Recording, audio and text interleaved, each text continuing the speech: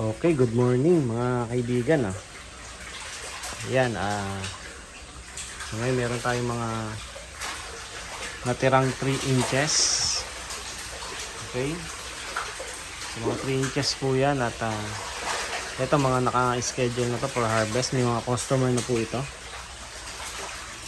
Ayan, so binabaan lang natin yung tubig kapag mga ganitong harvestin o kapag ganitong mga kukunin na ng mga customer. Mababa na yung tubig niyan para madali natin siyang ma-harvest. Tapos at the same time, kapag mababa yung tubig, syempre hindi na sila makakalangoy-langoy ng matataas o malalayo. Yan. So nakaka-save sila ng ano nila, ng energy, parang ganun, para hindi sila mabilis na pumayat. Yan. Okay?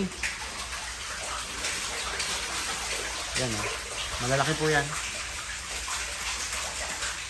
Yan. Sa mga gustong umorder, yan ang Hito Fingerlings po natin, available po ngayon. Meron pa po yan, marami pa po yan. 3 to 4 inches. Okay. Ito ngayon, for harvest na ito ng natin ngayon, tapos kukunin na ito ng customer mamaya. Yan, naka-condition na po siya. Okay. So, yung mga gandang klase po yung mga hito natin. Talagang maliliksi po yan. Yan, Tapos wala po yung mga nakatingala, hindi gaya ng iba. Okay. So ito naman yung mga hito natin na malalaki.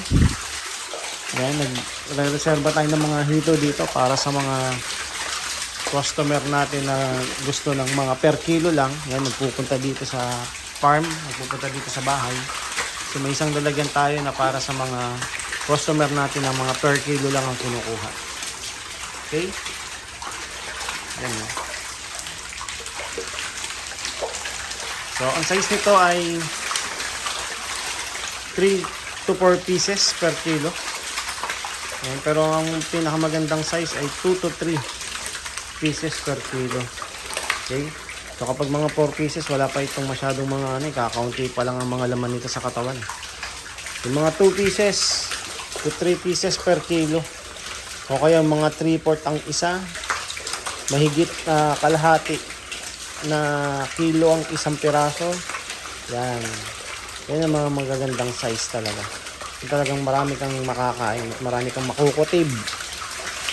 Marami kang makukuhang laman sa mga ganong size.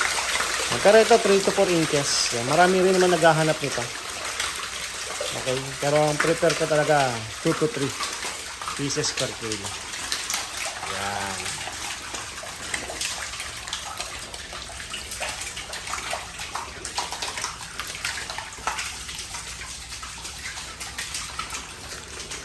Okay, yung iba wala pa pong laman. Yung breeder po yun, yung laman ng nasa dulo. Kasi ito mga fingerlings din po ito na natira. Yan, ito kasi nakabilang na ito. Yan, kukunin lang ito mamaya ng customer.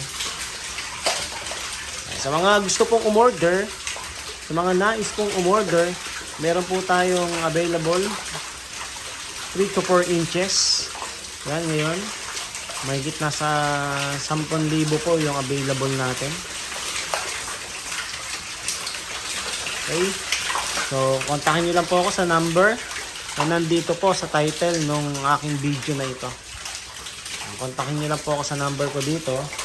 At tawagan nyo lang po ako. Batangas City po ang aking location. Para sa mga naghahanap ng quality at magandang klase na Hito Fingerlings. Ito, inalagaan ko ito.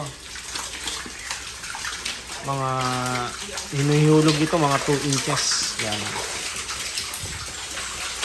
Okay.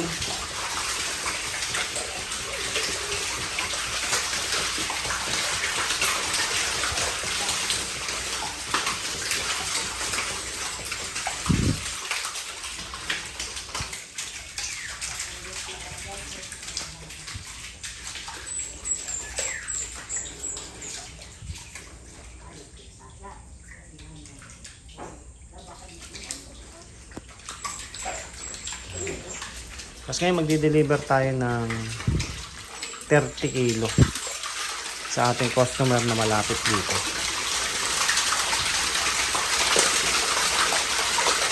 Okay.